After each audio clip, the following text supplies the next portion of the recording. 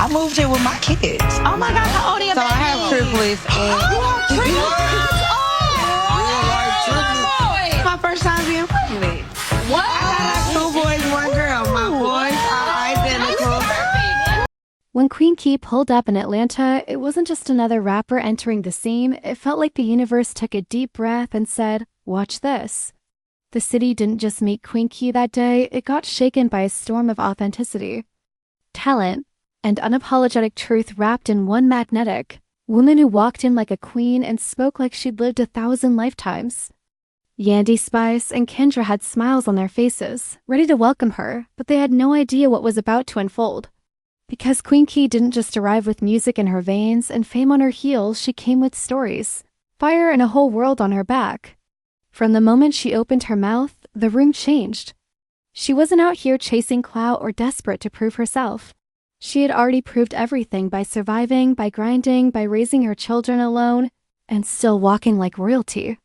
She spoke casually about being a single mother to triplets, like it was just another line in her biography, but the weight behind those words, it hit deep. 1 girl, 2 boys, identical twins. 3 babies born at once, and yet she's still standing taller than most. She didn't flinch, she didn't complain. She said it proudly.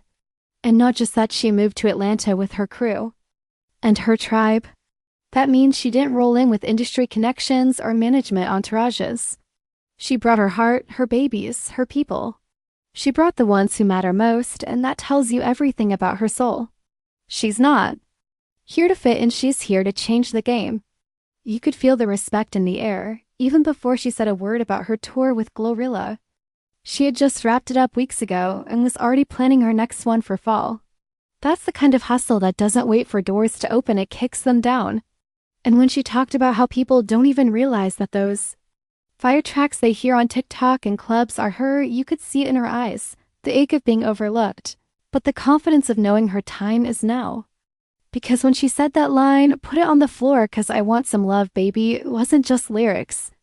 It was a cry from every woman who's been underestimated, every artist who's been miscredited, every mother who's been told she couldn't chase dreams and raise children at the same time. Queen Key is living proof that you can, and the city felt it. Every step she took in Atlanta said one thing, "I belong here." But she didn't lose her roots either.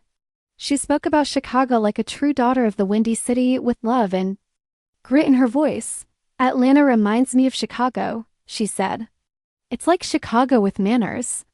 Everyone laughed, but behind that joke was a raw honesty that only someone who's lived through both can understand. It's a comparison born from experience, from surviving cities that don't always give love back. But she doesn't want to pit one against the other. She's not about competition. She's about evolution. She's about rising from pain without becoming bitter. And maybe that's why she doesn't allow hate around her kids. Maybe that's why she speaks so fiercely about love, about creating a home full of peace, about shielding her babies from the storm she's already walked through. "I just want my kids to know love," she said, and you could feel the room fall silent. Because that's not just a wish, it's a promise. A war cry, a mission. Queen Key isn't just raising children. She's raising kings and queens. And then came the moment that hit even deeper when someone said, "Stay away from these girls and only collab with real artists." And she just nodded. She's been burned. She's seen fake support, fake friendships, empty alliances dressed up in industry smiles. And yet she's still open, still loving, still glowing. She's not bitter, she's better. And that's rare, that's gold. That's what makes her dangerous in the best way. Because she's not trying to win the game. She's rebuilding it in her image. When she said she doesn't care about that check, it wasn't about rejecting money, it was about reclaiming power. She's not moved by deals and digits. She's moved by impact, by legacy, by what her babies will remember when they look back and say, "My mama did that." And the world better take notice, because when Sexy Red shouts you out, and Gorillaz takes you on tour, and fans can't even recognize your voice on your own viral tracks, you're not just on the come-up.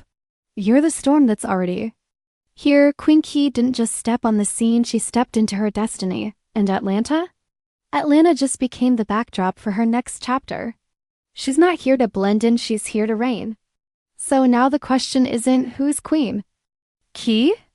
It's, are we witnessing the next takeover of a TL? Because this isn't just about music.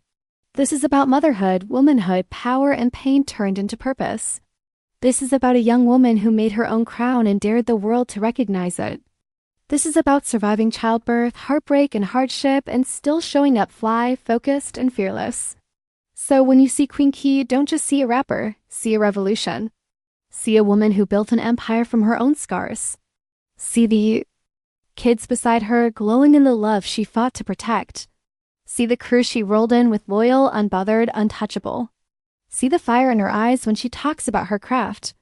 That's not ambition, that's prophecy. She was made for this. The city was waiting for her. And now that she's here, the whole game's about to shift. This isn't just another artist trying to climb. This is a queen already standing on her throne, and now the world finally pulled up a chair to watch her shine.